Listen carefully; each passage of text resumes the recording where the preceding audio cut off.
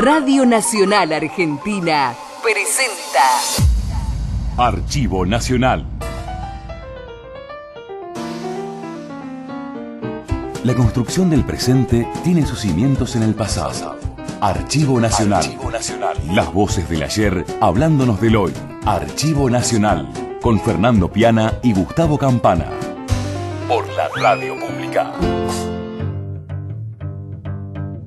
Bienvenida a toda la gente de Radio Nacional, de norte a sur y de este a oeste de la República Argentina, a esta hora repleta de futuro, porque trabajar 60 minutos de radio de la mano del archivo es intentar saber quiénes somos y quiénes seremos. Don Piana, ¿cómo le va? ¿Cómo andás? ¿Todo bien? Bien, todo muy bien. Muchos audios, hoy mucha cosa de recuerdo, como siempre, ¿no? Pero como decís vos, hacia el futuro, temas profundos, temas que arrancan y siguen por meses, se van a dar cuenta de que hablamos, y el programa va a andar navegando por audios como estos. Las circunstancias hacen que ejerza la primera magistratura del país. Este era una especie de amuleto que nunca lo había visto perder a Central. Todavía no es demasiado tarde para emprender la creación de la utopía contraria. Todas las unidades deben dirigirse hacia la sede de sus respectivos batallones. Usted no va a encontrar ninguna foto con Aldo Rico con la cara pintada. Mire, yo soy el primer cara pintada. El camino de la salud, desde mi punto de vista, está directamente relacionado con la participación popular. Nunca supe si la música se hace o la música está escrita desde siempre. Archivo Nacional. Vamos a comenzar hablando de un viejo halcón del Pentágono. Un tipo que participó de la guerra de Corea como asesor de MacArthur, que anduvo por Vietnam desde mediados de la década del 60, un graduado de West Point de finales de la década del 40, que tuvo dos participaciones singulares en gobiernos republicanos. Fue hombre de Nixon en medio del caso Watergate, fue hombre de Reagan y le tocó nada más y nada menos ser puente con la Argentina y con Gran Bretaña en plena guerra de Malvinas, siempre de la mano, claro, de Henry Kissinger, que fue algo así como su gran padrino político, una vez que don Alexander Haig, y de él estamos hablando, dejó la carrera militar. Hay un dato, Fernando, que es muy interesante, sobre todo para los más jóvenes. ¿Por qué Galtieri entendió, cuando tuvo en su cabeza la locura de Malvinas en función de eternizar la dictadura que había nacido en el 76, por qué tenía en su cabeza que Estados Unidos, como mucho, iba a tomar una posición neutral? Bueno, esto tenía que ver con los grandes favores militares que había dado Galtieri al gobierno de Reagan para alimentar de instructores militares a los contras nicaragüenses y a los que peleaban contra la guerrilla salvadoreña de parte del ejército regular del Salvador. Por lo tanto, cuando llega Haig, ¿era a dialogar con quién? ¿Con un amigo o con un enemigo aquí a Buenos Aires en plena guerra de Malvinas? Yo creo que está muy bien lo que estás diciendo. En el 80 hay dos gobiernos concurrentes, que es el de Margaret Thatcher en Gran Bretaña y el neoconservadurismo, neocon, que le decían los yanquis al gobierno de Ronald Reagan, que desde 1980 se empezó a discutir el consenso de Washington, que se cristaliza en 1983. Lo que me parece que viene a hacer Alexander Haig es a cerrar lo que ellos consideran los extremismos de derecha, que eran los gobiernos militares que ellos habían apoyado, motivado, claro, fogoneado, y los extremismos de izquierda, como El Salvador, Nicaragua y otros focos de conflicto. Había que reordenar la economía y Alexander Haig venía a decirle a las autoridades argentinas, porque además a eso hay que sumar el TIAR, el Tratado de Ayuda Recíproca, Interamericano de Ayuda Recíproca, por el cual el propio, el poco visible gobierno militar o dictadura militar ya feneciendo, veía en los Estados Unidos una posibilidad de apoyo a su aventura contra una parte del imperio que es Gran Bretaña. Me parece que mató al TIAR, podríamos decir. Exactamente. El norte mató al sur, digamos, ¿no? Esa mirada vertical que tenía el TIAR no existía o no iba a existir hasta después, que se intentaba volver a hacer a Latinoamérica del patio trasero, ¿no? Otra vez.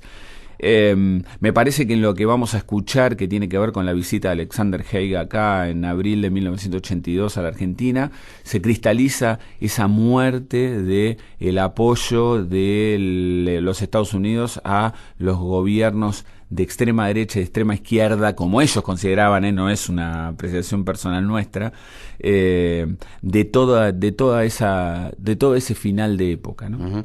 Una etapa famosa de la revista Humor, ya mítica a esta altura del partido, para definir con una sola postal de qué se trataba aquello: el dibujo del Tano Casioli con Nicanor Costa Méndez abriendo la puerta de un cuarto, el embajador argentino de la dictadura en tiempos de Galtieri, y en una cama Margaret Thatcher y Alexander Haig. Era algo así como lo que realmente estaba sucediendo. Hubo una fecha muy importante, que es el día en que se retira Haig de Buenos Aires, con la convicción de que la negociación ya no funciona, no va a seguir adelante. Es el día que la flota inglesa sale de Ascensión, lo que era importantísimo porque significaba varias cosas al mismo tiempo. Primero, que pudieron hacer una flota en cuestión de días. Segundo, que el puerto de Ascensión, si bien es inglés, estaba arrendado a la Fuerza Naval Norteamericana. Es decir, había una colaboración definida y la flota, el 18, se hace a la mar rumbo a las Georgias. Y el tercer elemento es que la comunidad europea nos había declarado agresores.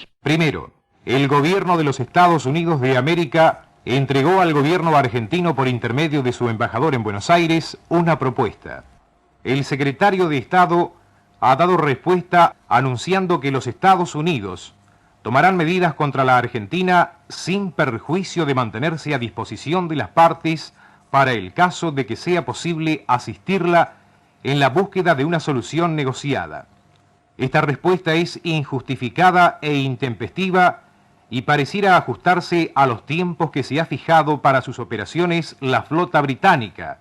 Importa un desconocimiento de la resolución recientemente adoptada en la 20ª reunión de consulta del TIAR, del que los Estados Unidos es parte. Las circunstancias hacen que ejerza la primera magistratura del país como presidente de la nación, representando a todos ustedes,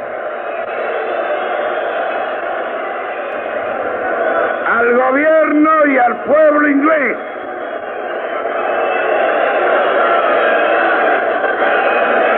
La moderación en sus expresiones y la moderación en sus hechos. El gobierno argentino y el pueblo argentino, este cabildo abierto, puede enardecerse y presentar a las ofensas mayores ofensas. Las voces no tienen vencimiento. Archivo Nacional. Si hablamos de Enrique Santos Discépolo en el último capítulo de su vida, aquel tan particular 1951, vísperas de una elección, la primera con la participación de la mujer en la República Argentina y la que le iba a dar a Juan Domingo Perón la segunda presidencia, vamos a encontrarnos con dos datos fundamentales. Si uno dice Discépolo y el cine, prácticamente está diciendo el hincha. Y lo que generalmente no tenemos muy presente cuando hablamos de aquella película del inefable Manuel Romero, el director de tantas y tantas y tantas comedias, sobre todo casi todas las de Nini Marshall, estamos hablando de una película que el hombre filma tan poco antes de morir, porque lo separan muy pocos meses, ¿no? Son 8 meses entre el estreno de El hincha y la muerte de Enrique Santos Discépolo. Y en medio de esas dos instancias tan particulares, la máxima película y su muerte, los diálogos con Mordisquito, ¿no? Que son también agosto, septiembre, por ahí son esas 40 noches más o menos en las que, o casi 40 noches en las que a través de Radio del Estado, Discépolo defiende de una manera increíble el modelo que había nacido en 1946 con los libretos de Julio Porter. De ese 51 estamos hablando, de ese Discépolo estamos hablando. Sí, además un 51 fatídico porque muere también Homero Mansi en el mismo año, ya con un Discépolo entregado al manifiesto, digamos, porque la película El hincha, si bien es una película codo, una película muy referencial del cine argentino, muy querida en el cine argentino. Es una película manifestaria. El tipo todo el tiempo está como esto, el argumento es fácil, está esquivando el casamiento con su novia, digamos, Diana Maggi. con Diana Maggi, una joven hermosa Diana Maggi, para darle todo su espíritu, toda su alma al club de sus amores. Pero lo interesante es que para este presente y para el futuro también, que ya en 1950-51 se habla del negocio del fútbol, ¿no? Muy bien. Y me parece que es interesante porque parece ser como un fenómeno nuevo, el cual no lo es, ¿no? La década del 50, si bien fue muy fructífera para el fútbol argentino, entre la máquina y el sudamericano del 57 y otras cuestiones, me parece que la parte manifestaria de Enrique Santos Discépolo se expresa en toda su dimensión en un punto cultural, identitario, tan fuerte como el fútbol para los argentinos. Sí, señor. Hay un momento en la primera escena que tiene que ver con un partido. El equipo de Discépolo se está yendo al descenso, faltan pocas fechas para terminar el campeonato, y entonces el niato, ese era el personaje de Discépolo, lleva a su novia junto con la barra de amigos a ver el partido, y están perdiendo por goleada. Y entonces Diana Maggi le dice: pero niato, me dijiste que me invitabas a un baile. Y él dice: ¿y qué sabía yo que la orquesta la ponían ellos? Por eso ahora vamos a escuchar al otro hincha, ¿no? Al tipo que nos hace desde estas décadas, ¿no? A Roberto Fontana Rosa, un tipo delicioso respecto al fútbol. Digo, no creo que sea fundador de los cuentos futbolísticos, pero sí es el pináculo de los cuentos futbolísticos. Narra acá en los micrófonos de Nacional una de sus argumentos, muy relacionado, escúchenlo, muy relacionado con la tónica del hincha y el ir a la cancha como acto final, ¿no? Decía Fontana Rosa que solía laburar siempre de noche, que su mujer tuvo la osadía de despertarlo 2 veces en su vida, muy, muy, muy temprano, tipo 8 de la mañana. La primera, y fíjate vos, tiene que ver con los primeros recuerdos del programa de hoy, fue para decirle: viejo, tomaron las Malvinas, recuperaron las Malvinas. Y la verdad que era para despertarlo a don Fontana Rosa. Y la segunda fue: viejo, Diego firmó para Newell's. Había un viejo llamado Casale, que era hincha de Central, que así como hay tipos que son mufa y que van a la cancha y tu equipo pierde cada vez que ellos van, este era una especie de amuleto que nunca lo había visto perder a Central con Newell's, ¿no? Y entonces algunos hinchas dicen: bueno, a este viejo hay que llevarlo sí o sí a Buenos Aires, porque se jugó en el Estadio Monumental ese partido, en cancha neutral, y van a visitarlo a la casa para asegurarse de que el viejo vaya al partido, y el viejo le dice que no, que hace mucho que no va a la cancha porque tiene problemas cardíacos y el médico le ha prohibido absolutamente sufrir ese tipo de tensiones y nerviosismo, que es un tema bastante real. En general todas son cosas tomadas también de la realidad. Por lo tanto, este grupo de hinchas se desespera y decide que hay que secuestrarlo al viejo y llevarlo sea como sea a Buenos Aires. Fingen que un ómnibus que ellos han alquilado para viajar a Buenos Aires ese día, en definitiva, es un ómnibus de línea, que era el que el viejo tomaba para irse a una quinta cercana a Rosario.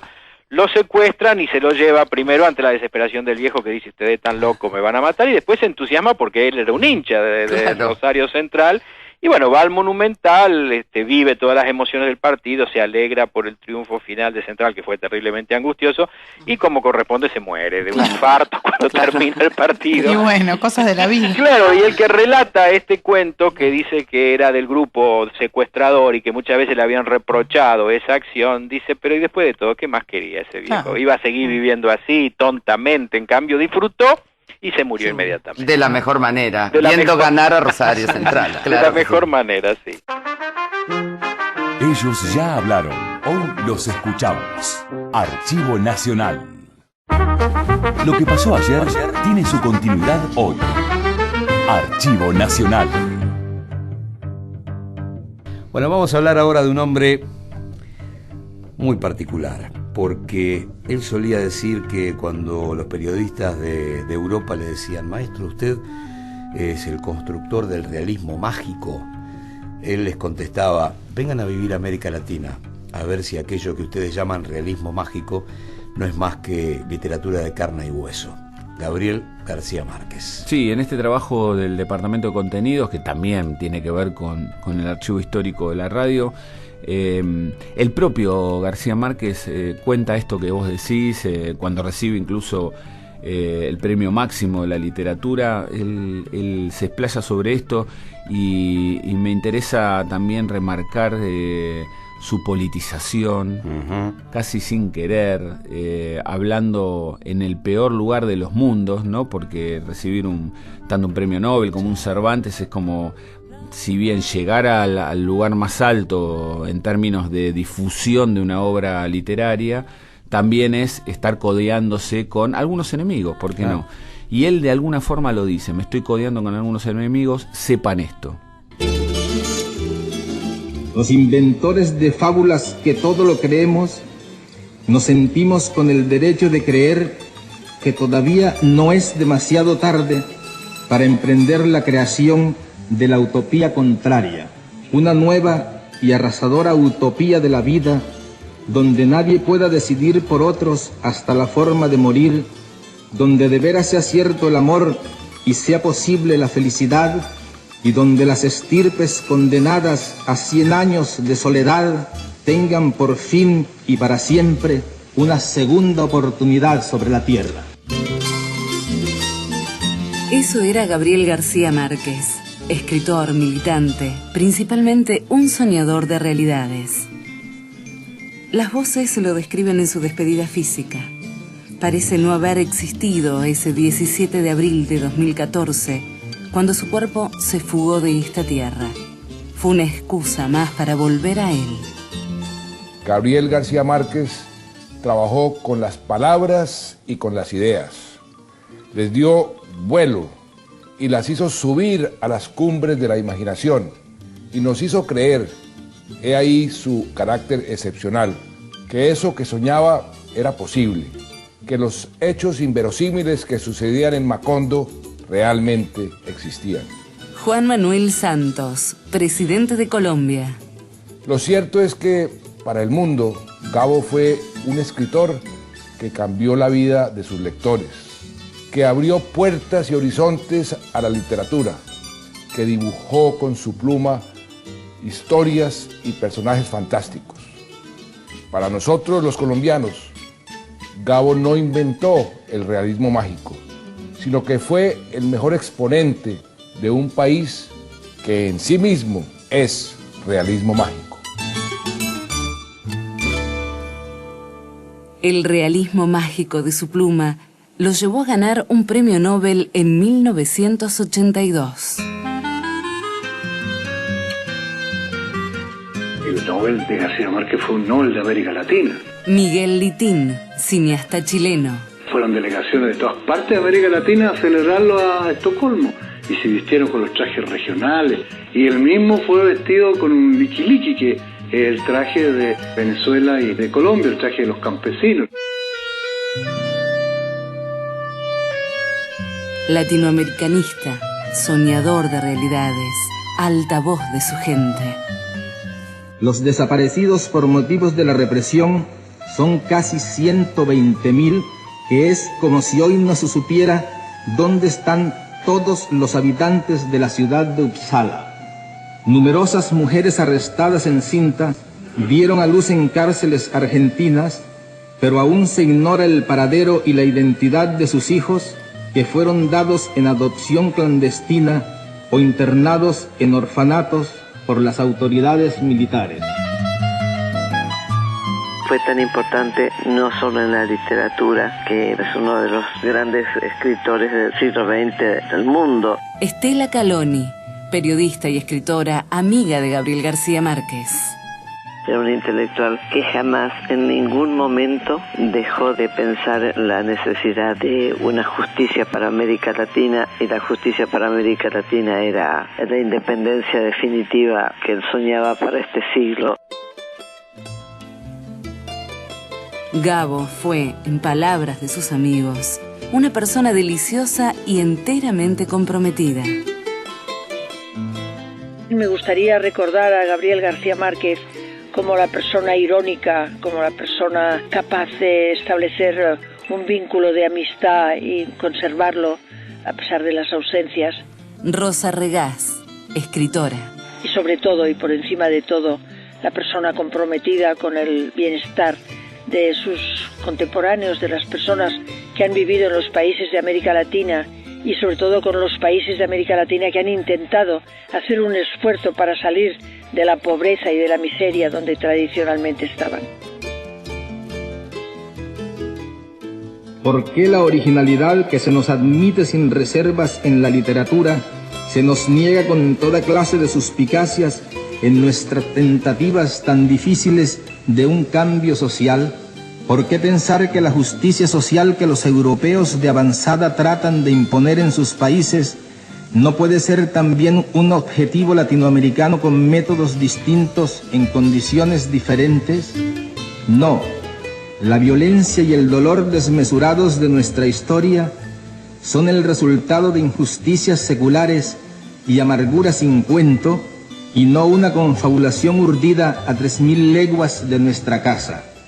Pero muchos dirigentes y pensadores europeos lo han creído, con el infantilismo de los abuelos que olvidaron las locuras fructíferas de su juventud, como si no fuera posible otro destino que vivir a merced de los dos grandes dueños del mundo.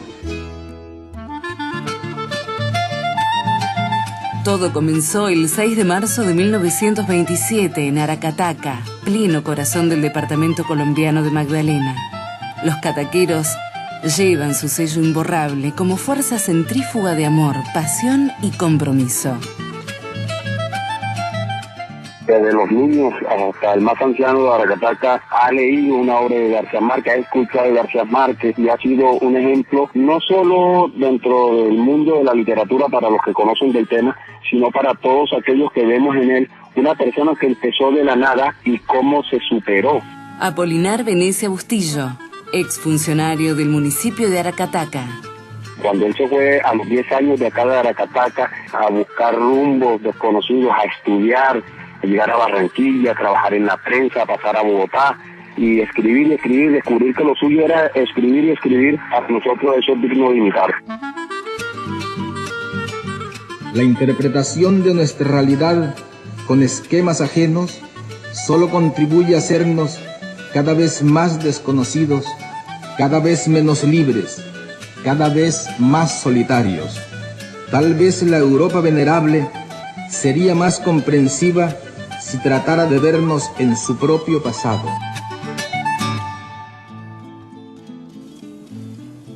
Dejó una obra de obligatoria lectura para comprendernos. Relato de un náufrago, el coronel no tiene quien le escriba. 100 años de soledad, el otoño del patriarca, crónica de una muerte anunciada, el amor en los tiempos del cólera, noticia de un secuestro, memoria de mis putas tristes. Mi libro es El amor en los tiempos del cólera. Ese es el libro que va a quedar. 100 años de soledad es un libro mítico y yo no trato de disputarle ningún mérito, pero El amor en los tiempos del cólera es un libro humano con los pies sobre la tierra de lo que somos nosotros de verdad. Sobre algún puente del delta del Nevar, la noche blanca cautiva y revela cada suspiro de Elena.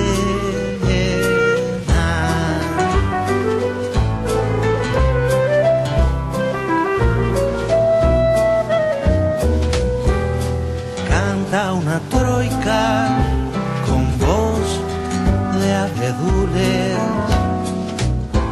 y el as de espadas se bate en las nubes para sus ojos azules.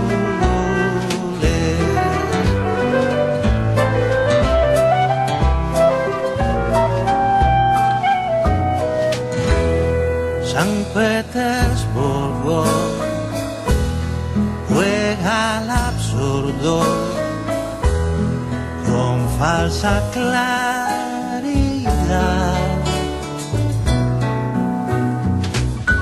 y a quien no duerme se le disuelve la frágil realidad.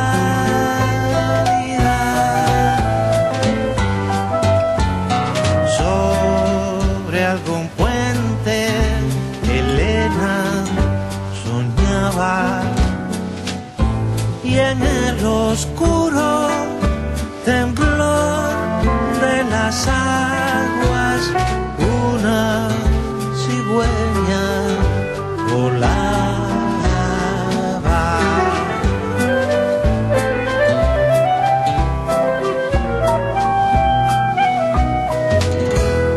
¿Qué hacen las aves cuando no saben la dirección del sur? Buscando estío, surcan el frío en alas del albur. Sobre algún puente bordado de historias, abandonada lloraba la novia su blanca noche sin gloria.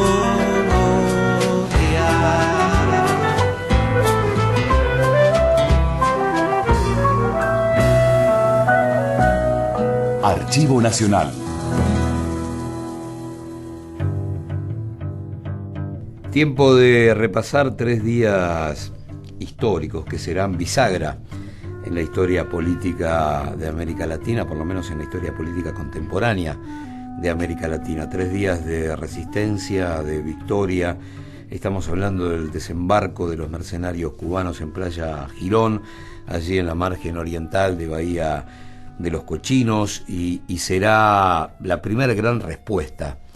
Cuando la revolución andaba cumpliendo casi 2 años, o 2 años y monedas, será la primera gran respuesta que da en un tiempo muy particular de la Guerra Fría el gobierno revolucionario de Cuba. Crisis de los misiles. Declaración del socialismo también, ¿no? Todo lo que se viene, claro, el matrimonio con la Unión Soviética ya de manera más explícito y no tan tácito, y esto generará, por supuesto, un dato que increíblemente sigue dando vueltas hasta el presente, que es la expulsión de Cuba de la Organización de Estados Americanos, ¿no? No es un 61 más, es un 61 bisagra para la historia política contemporánea del continente. Sí, porque uno lo ve desde este lugar del tiempo y el desembarco de mercenarios cubanos, bueno, vamos a decir con nacionalidad cubana, pero sujetos apoyados por la CIA y el Departamento de Estado norteamericano, lo ve como extemporáneo, como decir, bueno, una invasión física en un país latinoamericano de parte de sujetos norteamericanos o entrenados por norteamericanos. Hoy pasaron una cantidad más de medio siglo, digo, pero me parece interesante recordarlo porque también fue un momento donde Europa ya se había armado con el Plan Marshall, ya Francia había vuelto a invadir colonias o a generar colonias como la guerra de Argelia, y a la vez el mundo se estaba reordenando, y me parece que esto era un mensaje no para Cuba, era un mensaje para Latinoamérica. Los mismos departamentos de Estados que sucesivamente después fueron apoyando, como decíamos antes, los golpes de Estado en Latinoamérica, estaban avisando de cómo venía la cosa, más allá del golpe en Guatemala en el año 54, de cómo iba a venir la cosa para los próximos 30 años de latinoamericanismo o de intento de latinoamericanismo. Y una promesa de un nuevo tiempo desde el punto de vista político en los Estados Unidos de la mano de Kennedy, porque Kennedy empieza a desteñir también a partir de esta invasión. Es permeable a aquellos poderes que empiezan a rodearlo y que para algunos terminan constituyendo el plan de su muerte, pero empieza a desteñir aquel Kennedy que prometía algo tan distinto y terminó pareciéndose tanto a lo que ya conocíamos.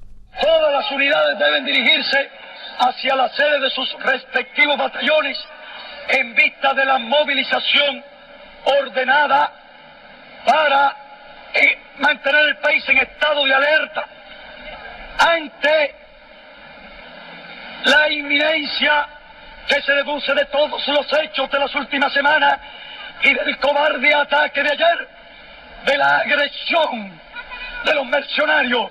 Marchemos a las casas de los milicianos, formemos los batallones y dispongámonos a salirle al frente al enemigo con el himno nacional, con la estrofa del himno patriótico, con el grito de al combate. Archivo Nacional, con Fernando Piana y Gustavo Campana. Archivo Nacional. Lo que pasó ayer tiene su continuidad hoy. Archivo Nacional. La nueva democracia argentina, allá por Semana Santa de 1987, no tenía 3 años y por supuesto tenía muchas más preguntas que respuestas cuando hablábamos de futuro, de solidez. Veníamos, claro, de un siglo XX plagado de golpes militares, pero algunas cosas ya habían cambiado para siempre, sobre todo cuando comenzó a conocer el hombre común argentino qué sucedía en los campos de concentración de la Argentina, qué sucedía en esos campos de secuestro, tortura, exterminio. Y Malvinas. Los 2 hechos han sido claves para que mucha gente despierte y entienda de una vez por todas y para siempre que ese golpe militar que se instauró a partir de 1930 no era una opción política más, era la muerte de la política. Por lo tanto, 1987 y todo lo que tiene que ver con aquella Semana Santa es clave para consolidar desde muchos aspectos, inclusive también desde el periodístico, porque por primera vez la televisión pública se planta a pelear desde las cámaras a la posibilidad de un golpe, pero las plazas repletas, Campo de Mayo con muchísima gente, miles y miles y miles de personas intentando entrar, en algunos casos a tomar de la solapa a los carapintadas. Fue un momento clave para todos. Insisto, más allá de lo que vino después, de Obediencia de Vida, Punto Final, de los logros de los carapintadas, para el hombre común, para el hombre de a pie, a mí me da la sensación que fue el fin de pensar en los golpes como una opción política. Sí, además acá había un despertar también de la Argentina, de los argentinos, respecto a lo que era conservar lo que tanto había costado, ¿no? Sí. Tanta sangre había costado. Alfonsín lo tenía clarísimo eso. Alfonsín lo decía una y otra vez en el famoso discurso de me voy a tomar, de lo que vamos a escuchar también, parte de lo que vamos a escuchar, me voy a tomar unos minutos y voy a ir a pedir la rendición. Y él mismo también, en otro de los audios que vamos a escuchar, habla de lo que vendrá, porque esto de la obediencia de vida y el punto final, pero principalmente de la obediencia de vida, el hombre dice, bueno, no me van a intimar a una negociación en debilidad por algo que yo ya vengo diciendo en la campaña y que hay distintos niveles de responsabilidades. Ahí se estaba cocinando la obediencia de vida. Sí, claro. Y ahí está dando la pista de por qué hay un levantamiento militar por el Nabo Barreiro en Córdoba, Valdo Rico, etcétera. Y hay algunas perlitas también del periodismo que vos decís, que me parece también que hubo una cosa fundante también en el periodismo, que otros se encargaron de matarlo, de intentar matarla después, ¿no? Haciendo lo que se diría en el campo bosta del periodismo, pero que puede llegar a pervivir, ojalá perviva, ¿no? Esa cosa de usar el micrófono como un arma de intento de verdad, ¿no? Recién Fernando dijo el Nabo Barreiro, y será muy interesante pararnos, aunque sea algunos segundos, en aquel que un buen día se acantonó en un cuartel de paracaidistas cordobés para no ir a declarar por crímenes de lesa humanidad cometidos en La Perla. Obediencia de vida, Punto Final, y por supuesto el indulto menemista, aunque a él no lo alcanzó directo, fueron parte de las leyes de perdón que al hombre lo dejaron libre por la calle durante 25 años. Caídas las leyes de perdón, el regreso de los juicios y el Nabo Barreiro condenado en tiempos del kirchnerismo por los crímenes en La Perla. Se habla de el torturador más feroz de ese campo de concentración cordobés, que fue uno de los más terribles, el único donde se incineró a militantes detenidos. Por lo tanto, no deja de ser uno de los lugares más terribles. Ese fue el Nabo Barreiro. Bueno, pero nos vamos a Semana Santa del 87. Semana Santa del 87, donde vamos a escuchar a podemos decir, el gran protagonista Raúl Alfonsín, presidente de la Nación, y el otro que llevaba o intentaba llevar el arma, que era Aldo Rico. Usted no va a encontrar ninguna foto con Aldo Rico con la cara pintada. Mire, yo soy el primer cara pintada. Los argentinos amanecieron hoy sorprendidos por la noticia de que un ex oficial del ejército resistía con la colaboración de otros oficiales una orden de arresto, impartida luego de que la Cámara Federal de Córdoba lo declarara en rebeldía por desacatar una citación judicial. Este no es un exabrupto temperamental de un hombre, sino una meditada maniobra de un grupo de hombres, cuyo objetivo es crear un hecho consumado que obligue al gobierno a convertir en materia de negociación su política.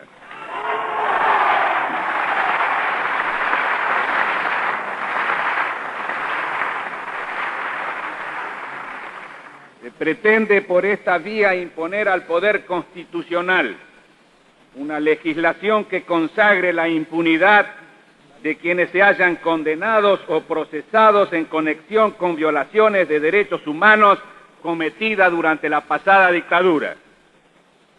No podemos, en modo alguno, aceptar un intento extorsivo de esta naturaleza.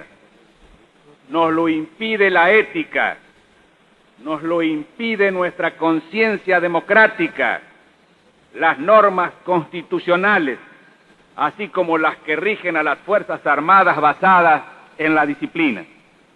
También nos lo impide la historia, de la que los argentinos hemos extraído una clara enseñanza.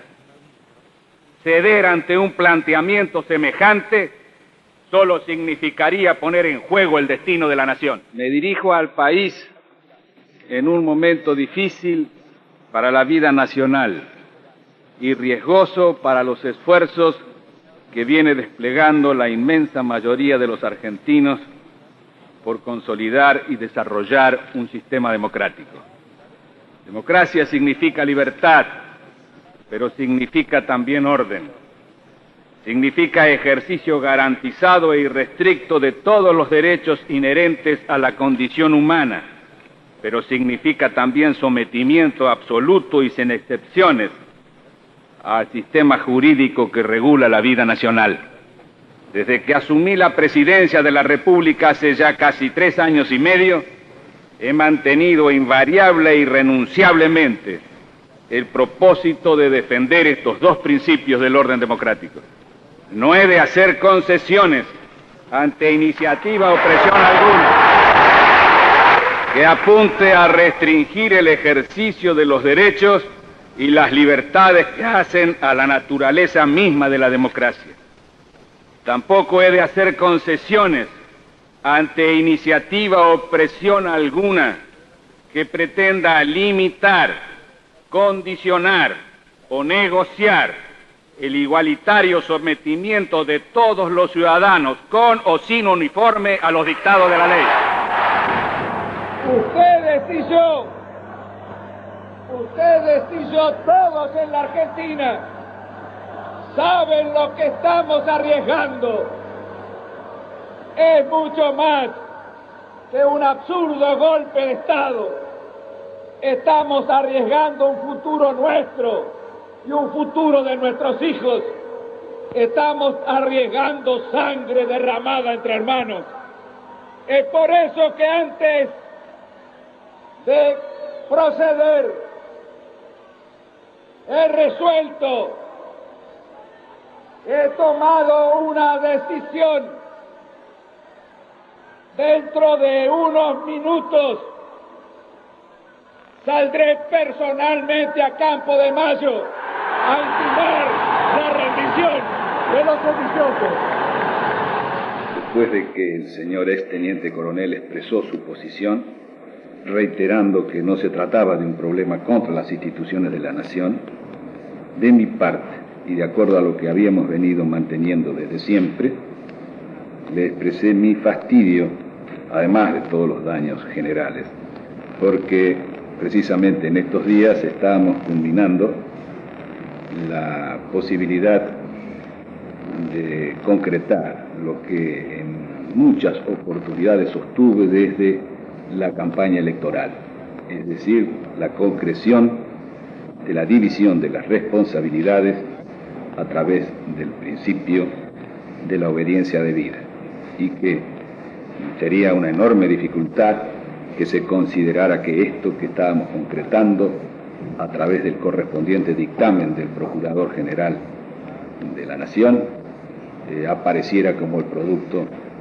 de una presión que no estaba desde luego dispuesto a tolerar. Considero indispensable que esto quede en conocimiento del público interno de cada fuerza, así como desde luego procuraré también que lo conozca el país. Desde luego que aclaramos muy terminantemente que no estábamos en ninguna negociación y consecuentemente no hubo acta que se firmara ni puntos de compromiso que se estableciera. ¿Qué ha venido a esta unidad militar y no a la suya anterior? Son problemas tácticos que no tal vez la proximidad de la frontera con Brasil y con Uruguay, por si vienen mal las cosas. Usted creo que no conoce el espíritu de los asturianos. ¿De qué parte de...? Sí, claro que lo conoce. Bueno, no es retirada para un asturiano. Dígame, por ejemplo, ustedes están en aptitud de rebeldía, ¿por qué motivo? No sabría decirle, caballero. Pero usted tiene la cara pintada, dígame por qué la tiene pintada. Es una cuestión totalmente normal de los militares. Pero en este momento es más que anormal estar pintado, señor. Por favor, le ruego que salga. ¿Ustedes están perteneciendo al grupo de los sublevados? No tengo ninguna información. Les pido objetividad, porque la población está siendo engañada y no se tiene una real situación de lo que se vive. Están diciendo que vienen los vehículos y las unidades del segundo cuerpo a reprimirnos. Acabamos de ejecutar un reconocimiento aéreo con un avión Merlin hasta Concordia y en este momento no hay ninguna columna sobre la ruta. Archivo Nacional. Vamos a recordar a un cardiólogo, a un hombre que había bebido mucho de aquel sanitarismo de Ramón Carrillo para estructurar su trabajo y su discurso, un hombre que terminó siendo uno de los, yo te diría, exfuncionarios más cercanos al olvidado Oñatibia. Se cuentan historias de Floreal Ferrara, de él estamos hablando, que lo marcan que lo pintan de cuerpo entero, ¿no? Oñatibia, después de aquella ley frustrada, de aquel golpe de Onganía, se va a la provincia de Córdoba y era Floreal Ferrara el que cada tanto lo visitaba para darle fuerzas a quien había buscado una especie de exilio interno después de aquella terrible derrota. Floreal es uno de esos hombres que, como Ramón Carrillo, habría que recordar un poquito más a menudo. Sí, porque aparte, esto que marcás de Oñatibia es maravilloso, porque Floreal Ferrara era de esos profesionales, médicos, lo que sea, trabajadores que recuerdan siempre al tipo que estuvo arriba en términos de transmisión de conocimiento, ¿no? Él incluso, en algo que lo que vamos a escuchar de su voz, de Floreal Ferrara, recuerda a Ramón Carrillo, recuerda una charla con Ramón Carrillo y la evolución que él creía ser de Ramón Carrillo en el sentido positivo, en el sentido de adaptarse a los nuevos tiempos. La medicina con el pueblo en el medio, con el pueblo en el centro, con el pueblo no solamente usufructuando, sino también demandando algunas cuestiones que la salud debería responder y alertando sobre la intromisión del imperialismo dentro del modelo de salud. Una revolución de los gobiernos populares en Argentina, no olvidarlo nunca, esencialmente de la mano del peronismo. Perón solía decir: tenemos un ministerio para cuidar las vacas y no tenemos un ministerio para cuidar la salud de la gente. No existía el Ministerio de Salud y nace de la mano de la revolución de Carrillo, que encontrarán en Floreal Ferrara un enorme eslabón para continuar toda esta historia. El camino de la salud, desde mi punto de vista, está directamente relacionado con la participación popular. Sin participación popular no hay liberación de la salud, y aquí hay que hablar en esos términos. En la República Argentina se habla en estos momentos de salud, pero se habla desde el lenguaje de la salud del imperio. Esté quien esté, no es un problema de fulano o de mengano, es un problema de la potencia, es un problema del poder imperial sobre los países emergentes. Y este camino que dicta el imperio, en la salud se ve nítidamente, claramente, porque ahí está Toda la fuerza que ejercen las academias, toda la fuerza que ejercen las instituciones gremiales y profesionales, los instrumentos del penetraje imperial en la República Argentina y en los países emergentes, como son los de las empresas transnacionales del medicamento y las empresas del equipamiento, y eso van produciendo auténticamente este camino que hoy estamos recorriendo. Carrillo pensó, como era en ese momento el modelo fundamental, que la gran solución era dotar al país de enorme cantidad de camas. Y lo hizo magistralmente y construyó verdaderamente una revolución. Fue una revolución de la capacidad instalada. Cuando yo alguna vez tuve oportunidad de hablar con Carrillo, él me dijo, yo siempre creí que este era un modelo de liberación, pero después percibí que frecuentemente el imperio se había metido por la ventana. Por ejemplo, dice, compré chatarras que me vendieron y por ahí se metió la tecnología, que era la tecnología del imperio de la que se quería desprender. Entonces nosotros dijimos, no, el gran episodio de la salud pasa por lo ambulatorio, pasa por la casa, por el domicilio, por el barrio, por la fábrica, por la escuela, por el lugar donde está el pueblo. Y ahí metimos la revolución. Pero además, el capítulo fundamental de esta revolución fue que el manejo, el gobierno, la administración de estas instituciones la hacía el propio pueblo. La construcción del presente tiene sus cimientos en el pasado. Archivo Nacional. Y en estos recuerdos, donde apilamos cortes, joyas del Departamento de Contenidos, del Archivo de Radio Nacional, de la Radio Pública, no solamente nos metemos con instancias, podríamos decir, inolvidables o ineludibles a la hora del repaso del pasado para construir el presente y el futuro. También hay hechos y personajes que merecerían estar en algún otro lugar, pero vaya uno a saber por qué. Generalmente son condenados al olvido. Vamos a hablar de Marcelo Verbel. Sí, Marcelo Verbel, músico neuquino, pero patagónico por definición. Lo mismo que Marité Verbel y una cantidad de Jiménez Agüero, expresaban no solamente la voz sino también la copla propia, ese paisaje llano, ventoso y a la vez extenso que es la Patagonia Argentina.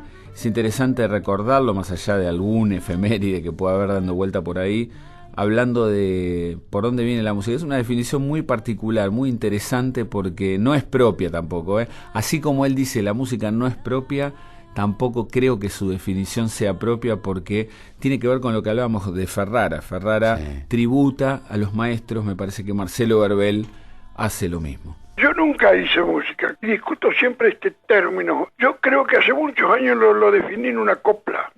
Dice, nunca supe si la música se hace o la música está escrita desde siempre, vagando por el fondo del espacio, y el hombre la descubre solamente. Cuando alguien dice yo hice música, pregunto cómo habrá hecho para hacer música, si la música existe, es el aire, es el sol, es el agua, uno respira música. Y si no, la prueba está, que a muchísimos les pasa como me pasa a mí, que yo me pongo a tomar mate y por ahí silbo. Y digo, qué lindo lo que silbé, y me gustó y ya lo anoté. Quiere decir que yo no lo hice, me vino de algún lado.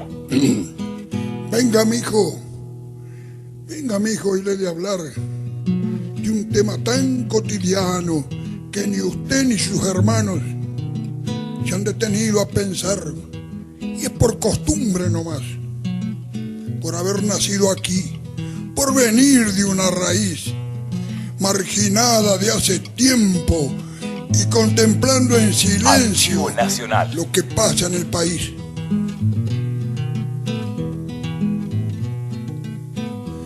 Tal vez nunca meditó que usted con esas dos manos asiste pagos lejanos, dándoles luz y calor, que también mueve el motor, que anda al cielo y anda al mar, o autopistas de ciudad, o en las comunicaciones, sin pensar por qué razones, nada viene y todo va.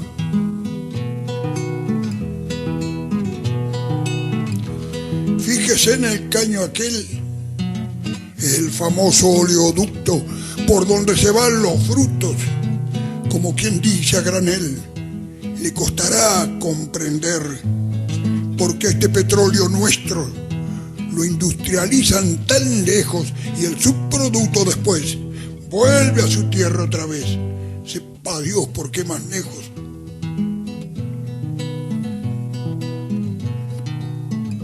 Nuestro gas es entubado en caños de alta presión que llevan calefacción para entibiar otros pagos.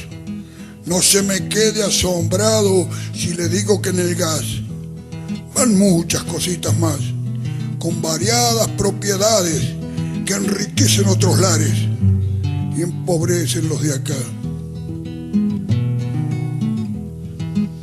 Y los parques nacionales, parecieran extranjeros, porque ahí somos forasteros, los nativos o locales. En sus bosques colosales sucede que en ocasiones se convierten en tizones los leños que nadie saca y andan con bosta de vaca en los ranchos, los fogones.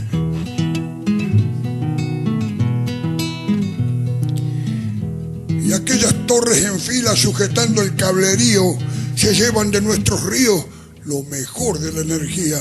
No es una ocurrencia mía, ni lo quiero avergonzar, pero póngase a pensar qué pasaría si nos dieran por todo lo que se llevan, lo justito y nada más.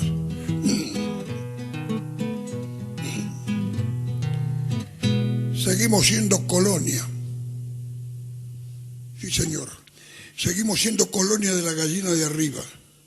Federalismo, mentira. Desde que tengo memoria. Allá se inventa la historia. Aquí se escribe con sangre. Más vienen de tarde en tarde, en víspera de elecciones, a prometer soluciones que ya no engrupen a nadie. No hablemos de agua pesada, regalías, minerales. Nada viene, todo sale, estrujando la ordeñada. La cuestión está estudiada para dejarnos de luto, usando cualquier conducto. Se llevan hasta la tierra. Si nuestro sudor sirviera, ¿ya habría algún sudoructo? Viajamos por el pasado con la única intención de poder entender el presente y proyectar el futuro. Este es el Departamento de Contenidos de Radio Nacional, la radio pública, guardando tesoros de casi 90 años de actividad radiofónica y echando mano nosotros a un archivo único, absolutamente inigualable. Sí, por eso vamos a dar el dato www.radionacional.com.ar. Ahí también podés no solamente escuchar Archivo Nacional, sino también algunos trabajos históricos del Departamento de Contenidos. El último, el de Malvinas, ha sido una joya para dar clases de historia, para apoyarte en la multimedia y poder repasar no solamente a través de todos los comunicados de la guerra, que ya eso, hasta desde lo periodístico, es una suerte de gran ayuda, porque te va guiando, te va llevando de la mano día por día, pero hay un montón de otros audios colaterales que son una clase de historia, ¿no? Sí, bueno, seguro. ese es el departamento. Para salir del título y copete y entrar un poco más en la historia, estamos nosotros acá como para darte una mano, pero ya decimos, ¿no? La radio pública intenta eso, intenta abrir sus archivos y esto es una parte de eso. Archivo Nacional.